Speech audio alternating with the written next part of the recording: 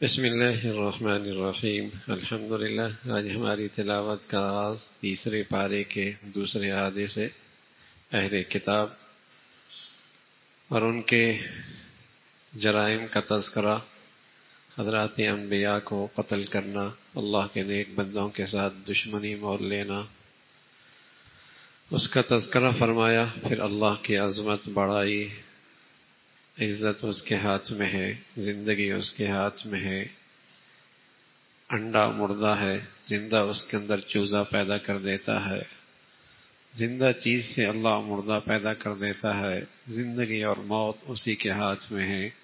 اہل ایمان کو تلقین ہے کفار سے دلی دوستی نہ رکھنا، کفر اور اسلام میں کوئی رشتہ ناتا نہیں ہے، تم کسی کافر سے دلی دوستی نہ رکھنا۔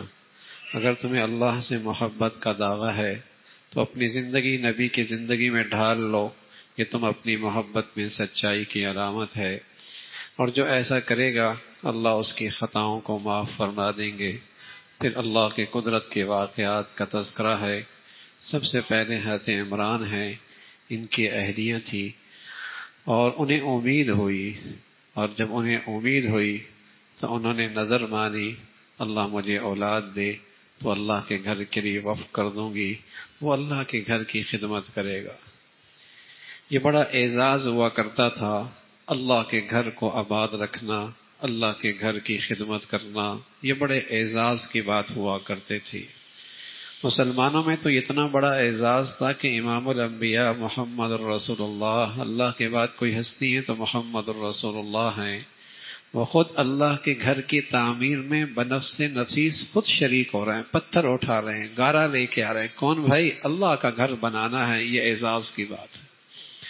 اور پھر اللہ کے گھر کو ایسا آباد کیا کہ ساری زندگی مسجد میں سب سے آگے نظر آئے، اور اس امت کے جو بڑے تھے، جو سب سے بڑے تھے مسلمانوں میں، عزت کا معیار، شرافت کا معیار یہی ہوا کرتا تھا کہ وہ اللہ کے گھر میں سب سے آگے ہوتا ہے۔ ابو بکر، عمر، عثمان و علی اس امت کے سب سے بڑے گزرے ہیں، وہ اللہ کے گھر میں ہمیشہ سب سے بڑے آگے نظر آئے۔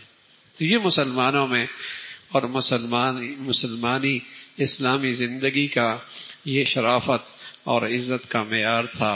تو عمران کی اہلیہ کو جب امید ہوئی تو نظر مانی، اے اللہ مجھے بیٹا دے دے، تیرے گھر کی خدمت کے لیے وقف کر دوں گی۔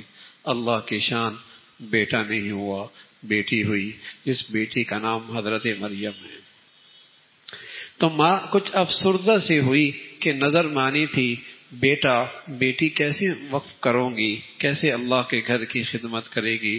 اللہ کی طرف سے آیا کہ یہ بیٹی ایسی ہے جس پہ ہزاروں بیٹے قربان، ہزاروں بیٹے قربان، ایسی ولیہ، یعنی پیدائشی ولیہ تھی، پیدائشی ولیہ تھی۔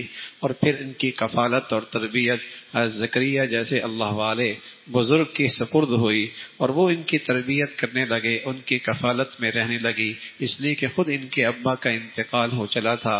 تو بچپن ہی میں اللہ کی طرف سے کرامات نظر آئیں کہ بے موسم پھل ان کے پاس ملتے تھے، اور بے موسم پھل ان کے دسترخوان پہ نظر آتے تھے۔ حضرت زکریا علیہ الصلوۃ والسلام کی عمر 100 سال سے اوپر ہو چکی تھی، ان کی اہلیہ کی عمر بھی بہت تھی، اولاد کوئی نہیں تھی۔ جب دیکھا ان کے پاس پھل ہیں تو حضرت مریم سے پوچھا یہ پھل کہاں سے؟ تو فرمایا اللہ نے دیے ہیں، اللہ نے دی ہیں۔ تو فوراً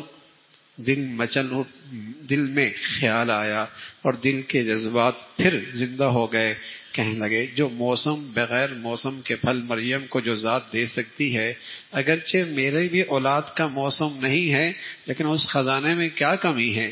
فوراً اللہ کے سامنے شکستہ دل کے ساتھ دعا کر دی، اے اللہ آپ مریم کو بغیر موسم کے پھل دے سکتے ہیں، اگرچہ میری اہلیہ اور میرا موسم اولاد کا نہیں ہے، میری عمر بھی 100 سال ہو گئی، میری بیوی بھی بوڑھی ہو چکی ہے، لیکن مولا تیرے در پہ مایوسی تو کوئی نہیں ہے نا۔ کچھ اس شکستہ دل کے ساتھ دعا کی، اللہ رب العزت نے اس بڑھاپے میں حضرت زکریا کو بیٹا دے دیا جس کا نام حضرت یحییٰ تھا۔ اور پھر حضرت یحییٰ بیٹا ہوا اور خوبیاں بتائیں، بڑا پاک دامن، بڑا پاکیزہ، بڑا تقوی اور زہد کے اعلیٰ مقام پہ فائز ہے، اور اللہ کے نبیوں میں سے ایک فرد ہے، اللہ کے نبیوں کی جو جماعت ہے اس کا ایک فرد ہے۔ تو یہ بھی اللہ کی قدرت تھی کہ بڑھاپے میں اللہ نے اولاد دے دی۔ لیکن اس سے بھی زیادہ غیر معمولی اللہ کی شان کیا کہ اللہ رب العزت نے مریم کو بیٹا دے دیا، اور مریم کا بیٹا ایسا ہوا کہ مریم کا شوہر کوئی نہیں، حضرت عیسیٰ کا باپ کوئی نہیں۔ یہ اس سے بھی زیادہ اللہ کی قدرت۔ تو اللہ رب العزت نے حضرت عیسیٰ علیہ السلام حضرت مریم سے پیدا فرمایا۔ قرآن میں کسی عورت کا نام ذکر نہیں ہے، لیکن مریم واحد خاتون ہے جن کا نام ذکر ہے، اس لیے کہ عیسائیوں کا عقیدہ غلط ہے کہ عیسیٰ علیہ السلام اللہ کے بیٹے ہیں، اللہ کا حصہ ہیں۔ تو اللہ نے فرمایا نہیں، یہ مریم کے بیٹے ہیں، یہ تو مریم کے بیٹے ہیں۔ اور حضرت عیسیٰ علیہ السلام کو اللہ نے جو معجزے دیے، ان معجزوں کا تذکرہ فرمایا۔ وہ سارے معجزے دیکھے یہودیوں نے، لیکن پھر بھی دشمنی پہ آ گئے، انکار کر بیٹھے، مقابلے پہ آ گئے، قتل کرنے کے درپے ہوئے، سولی پہ چڑھانے کی سازش کی۔ اللہ ہے، یہودیوں نے ختم کرنا چاہا، اللہ نے بچانا چاہا، انہوں نے بھی تدبیر کی، اللہ نے بھی تدبیر کی، لیکن اللہ کی تدبیر سب سے بہتر ہوا کرتی ہے۔ یہودیوں کا نظریہ ہے ہم نے مار دیا ہے، قبر میں دفن کر دیا ہے، پھر آسمانوں پہ قبر پھٹی، اللہ نے آسمانوں پہ اٹھا لیا ہے۔ عیسائیوں کا عقیدہ ہے سولی پہ لٹکا دیے گئے، اور اس لیے وہ صلیب کے نشان ان کا مذہب ہے، اس لیے وہ صلیب کے نشان ان کا مذہب ہے۔ اسی متحدہ ہندوستان کے اندر ایک کافر گروہ پیدا ہوا جسے ہم مرزائی کہتے ہیں، جسے ہم قادیانی کہتے ہیں۔ ان کا عقیدہ یہ ہے کہ آپ زخمی ہوئے اور لوگوں نے سمجھا آپ مر گئے، قبر میں دفن کر دیا گیا، لیکن بعد میں آپ کو اٹھا کر کشمیر لے جایا گیا، اور کشمیر میں پھر آپ کو طبی موت ہوئی۔ یہ ان کا عقیدہ ہے۔ لیکن مسلمانوں کا عقیدہ کیا ہے؟ اہل سنت والجماعت کا عقیدہ کیا ہے؟ قرآن کیا کہتا ہے؟ قرآن کہتا ہے اللہ نے آسمانوں پہ اٹھا لیا اور زندہ اٹھا لیا، اور قرب قیامت سے پہلے اللہ پھر دوبارہ اتاریں گے اور پھر زندگی گزاریں گے، اور پھر حضرت عیسیٰ علیہ السلام پر طبعی موت آئے گی۔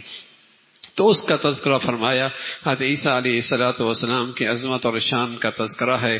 پھر وہ جو نجران، سورہ آل عمران ہے، اس کے آغاز میں ایک وفد نجران سے عیسائیوں کا آیا تھا۔ جب اللہ کے نبی نے ان کو بہت سارے دلائل دیے، نہ مانے، تو اللہ کی طرف سے حکم آیا آپ علیہ السلام کو، آپ انہیں مباہلے کا چیلنج کریں۔ مباہلہ کہتے ہیں تم بھی اپنے گھر کے افراد کو میدان میں لے آؤ، میں بھی اپنے گھر کے افراد کو میدان میں لے آتا ہوں، اور پھر اللہ کے سامنے پوری خشوع اور خضوع کے ساتھ دعا کرتے ہیں، اے اللہ جو جھوٹا ہے اس پر تیری لعنت ہو، اس پر تیری پکڑ آ جائے۔ اللہ کے نبی نے یہ چیلنج کر دیا، لیکن یہودیوں کے اس وفد میں ان کے مذہبی پیشوا بھی موجود تھے۔ وہ تو جانتے تھے آپ سچے ہیں، اور یہ بھی جانتے تھے میدان میں چلے گئے تو مارے جائیں گے۔ انہوں نے جانے سے انکار کر دیا، جزیہ دینے پہ راضی ہو گئے۔ اس کا تذکرہ فرمایا۔ پھر دعوت کا طریقہ، یہودیوں سے کہا، عیسائیوں سے کہا، جس پیغمبر کو تم مانتے ہو، جس رسول پہ جسے تم سچا مانتے ہو، وہ بھی تو توحید کی دعوت دیا کرتے تھے، وہ بھی تو توحید کا پیغام دیا کرتے تھے، ہم بھی تو توحید کی بات کرتے ہیں۔ پھر ابراہیم علیہ السلام کی طرف تم نسبت کرتے ہو۔ ابراہیم یہودی نہیں تھے، نصرانی نہیں تھے، وہ تو موحد اعظم تھے، وہ تو توحید پرست تھے۔ وہ یہودیوں کی طرح حضرت عزیر کو اللہ کا بیٹا نہیں مانتے، عیسائیوں کی طرح حضرت عیسیٰ علیہ السلام کو اللہ کا بیٹا نہیں مانتے۔ یہ تو اللہ کو گالی دینا ہے، یہ تو اللہ کو گالی دینا ہے۔ دیکھو بھائی، اگر کوئی یہ کہہ دے کہ فلاں شخص کی جو اولاد ہوئی ہے نا، وہ اولاد اس کے جنس سے نہیں ہوئی، وہ بلی ہوئی ہے، وہ بکری ہوئی ہے، وہ بھیڑ ہوئی ہے، تو بتائیے یہ کتنا بڑا عیب ہے؟ یہ کتنا بڑا عیب ہے کہ انسان کے جنس کا بیٹا اولاد نہیں ہوئی، بلکہ اس عورت کو کس کا بچہ ہو گیا؟ بھیڑ کا بچہ ہو گیا، بکری کا بچہ ہو گیا، گائے کا بچہ ہو گیا۔ یہ بہت بڑی گالی ہے، بہت بڑا عیب ہے۔ تو بتائیے یہ جو اولاد ہے اللہ کی جس کی تم نسبت کرتے ہو، یہ اللہ کا جنس ہے؟ اگر جنس ہے تو پھر کتنے خدا ہو گئے، اور اللہ کا غیر ہے تو یہ اللہ کو گالی ہے۔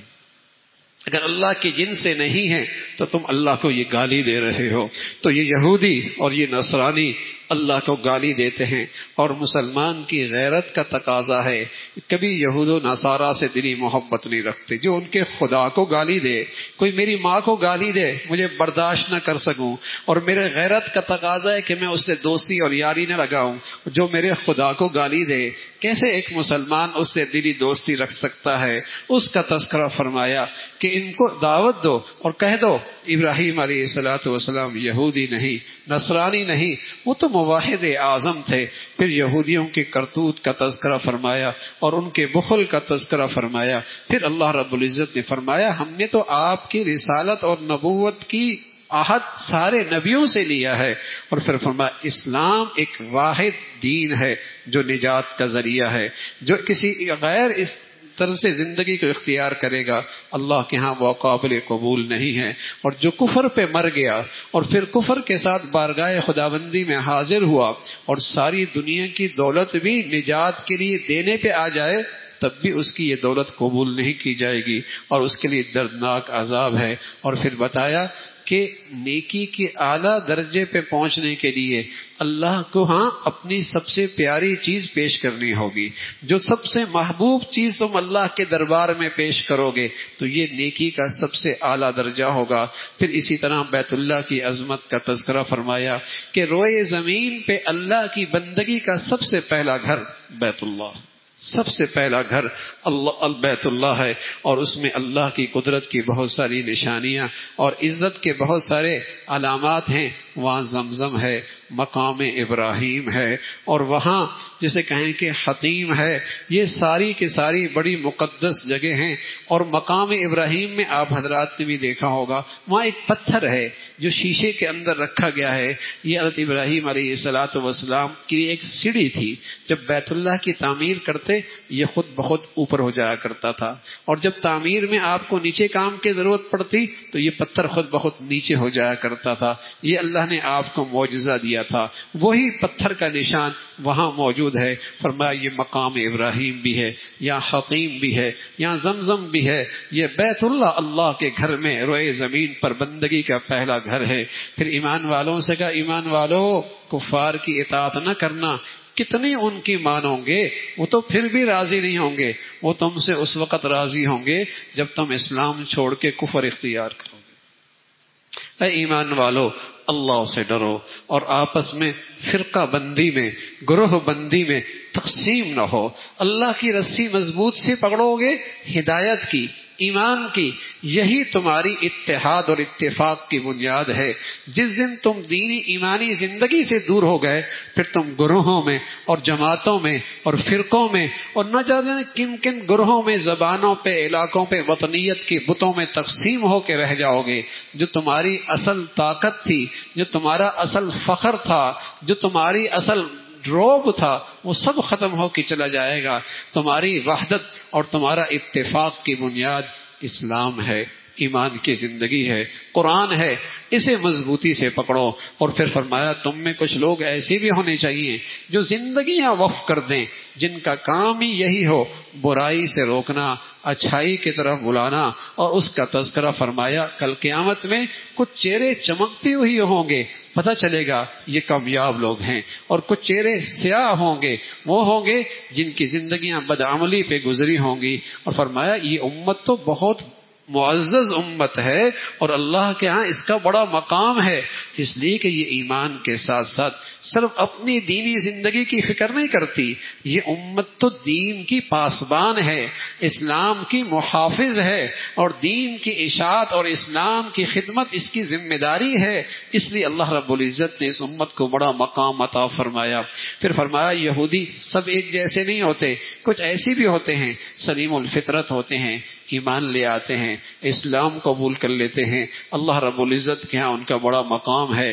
اس کا تذکرہ فرمایا کفار کو دلی دوستی نہ رکھنا، ان کو اپنا مشیر نہ بنانا، اس لیے کہ وہ کبھی تمہارے ساتھ مخلص نہیں ہو سکتے. وہ تمہارے لیے برائی ہو تو خوش ہوتے ہیں، تمہیں عزت اور خوشی ملے وہ رنجیدہ ہو جاتے ہیں، ان کے دلوں میں بغض ہے، کبھی کبھی اس کا اظہار ان کے زبانوں پہ ہوتا ہے لیکن اندر کا بغض اس سے زیادہ ہے۔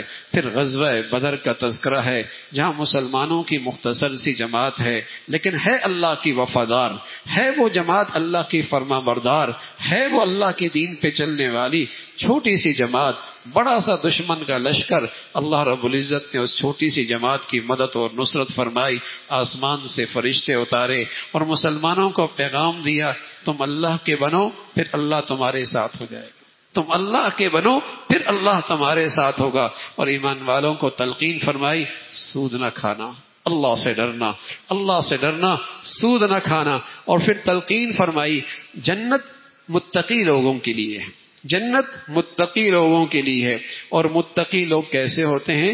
جو ہر حال میں خرچ کرتے ہیں، جو صبر کرتے ہیں، جو غصے کو پی لیتے ہیں، معاف کر دیتے ہیں، احسان کیا کرتے ہیں، بشری تقاضے کی وجہ سے کبھی غلطی اور کوتاہی ہو جائے فوراً اللہ کو منا لیتے ہیں اور معافی مانگ لیتے ہیں، یہ متقی اور پرہیزگار لوگ ہیں، جنت ان کے لیے ہے۔ پھر 55 آیات کے اندر غزوہ احد کا تذکرہ ہے، اور یہ ایک بڑا امتحان اور آزمائش والا غزوہ تھا جہاں مسلمان ابتداءً غالب ہو رہے تھے اور ابتداءً مسلمانوں کو فتح مل رہی تھی، لیکن اللہ کی شان آزمائش آ گئی، کچھ قصور ہو گیا، کچھ بھول ہو گئی، صحابہ جن کو جبل رماد پہ اللہ کے نبی نے کھڑا کیا تھا اور فرمایا تھا یہاں سے ہلنا نہیں، وہ خطا کر بیٹھے، غلطی کر بیٹھے اور وہاں سے آ کر مال غنیمت جمع کرنے لگے، تو ایک بڑی آزمائش مسلمانوں پہ آ گئی، وہ فتح شکست کی صورت بننے لگی اور وہ کامیابی ناکامی کی صورت بننے لگی۔ 70 صحابہ شہید ہوئے اور کئی سارے مسلمان اور صحابہ وہاں زخمی ہوئے، اور وہاں اللہ کے نبی کا پیارا چچا حضرت حمزہ رضی اللہ تعالیٰ عنہ وہ بھی شہید ہوئے، اور شہادت بھی بڑی دردناک تھی، جسم کا ایک ایک ٹکڑا کاٹ دیا گیا اور یہاں تک کہ آپ کا کلیجہ چبا دیا گیا، آنکھیں نکال دی گئی، ناک کان کاٹ دیے گئے۔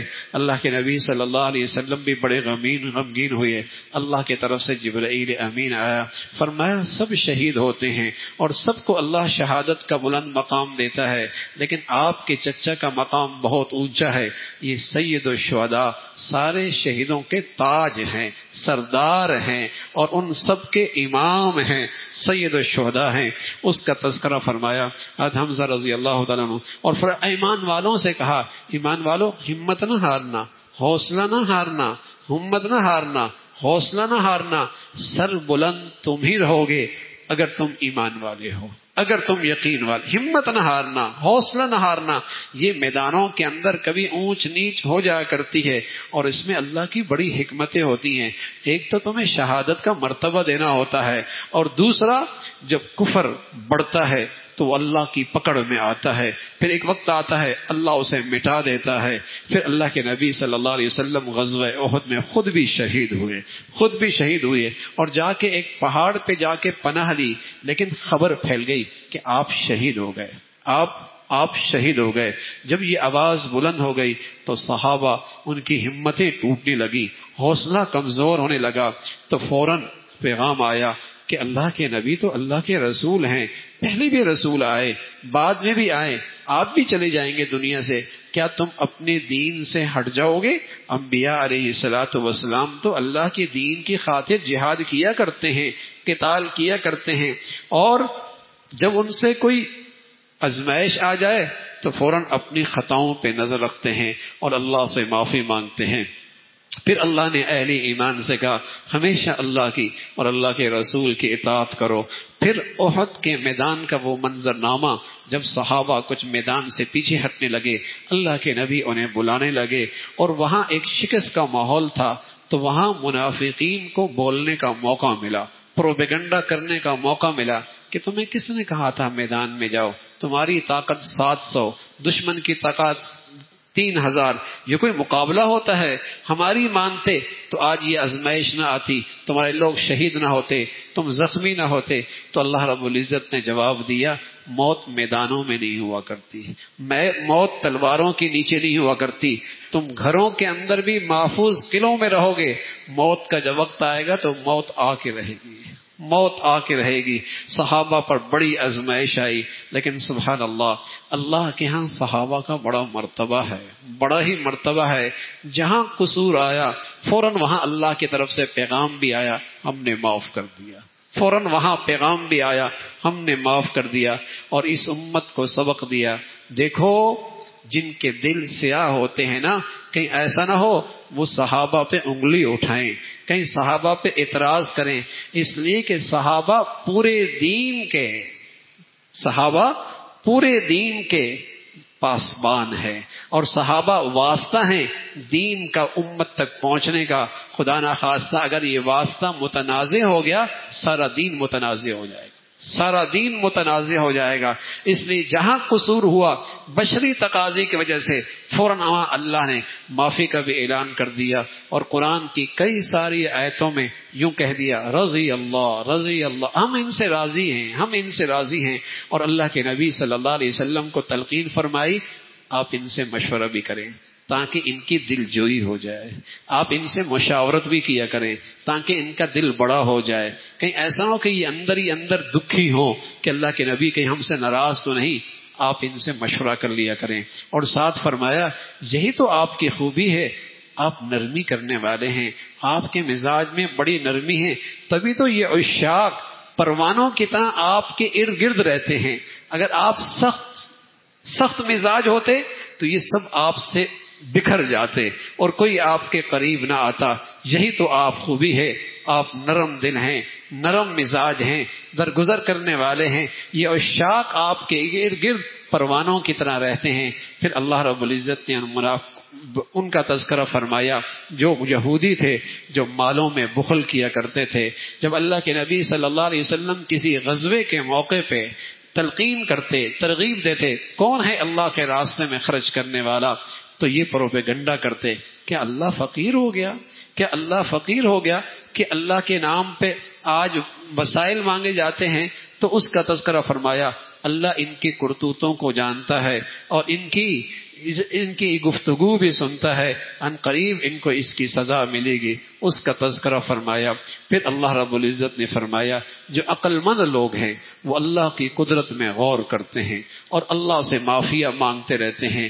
جیسے مرد اللہ کا ولی بن سکتا ہے، عورت بھی اللہ کی ولی بن سکتی ہے۔ جیسے مرد اللہ کا قرب پا سکتا ہے، عورت بھی اللہ کا قرب پا سکتی ہے۔ بس ایمان اور عمل کی زندگی میں جو آگے بڑھے گا وہ اللہ کے ہاں اتنا ہی قرب پا لے گا۔ اور پھر تذکرہ فرمایا جو اللہ کے راستے میں ہجرت کرتا ہے یا اللہ کی خاطر اسے ستایا جاتا ہے، تکلیف دی جاتی ہے، یا وہ جہاد کرتا ہے، اللہ اس کی خطاؤں کو معاف فرما دیا کرتا ہے۔ فرمایا کفار کی یہ چمکتی دمکتی زندگی کہیں تمہیں دھوکے میں نہ ڈالیں، کفار کی یہ چمکتی دمکتی زندگی تمہیں دھوکے میں نہ ڈالے۔ کیوں بھائی؟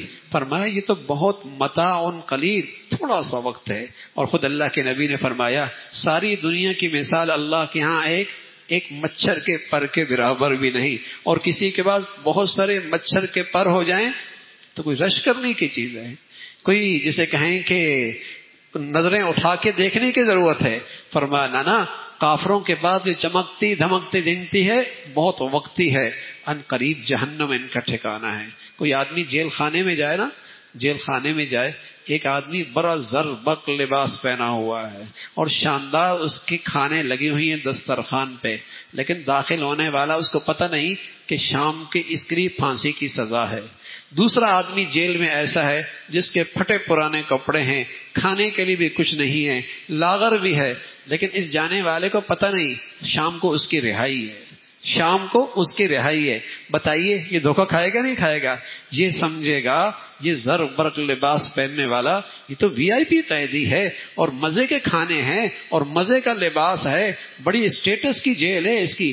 اسے کیا پتا رات کو اس نے پھانسی پہ لٹکنا ہے اور وہ بھوکھا پیاسا پھٹے پرانے کپڑے، اسے کیا پتا رہا ہونے والا ہے۔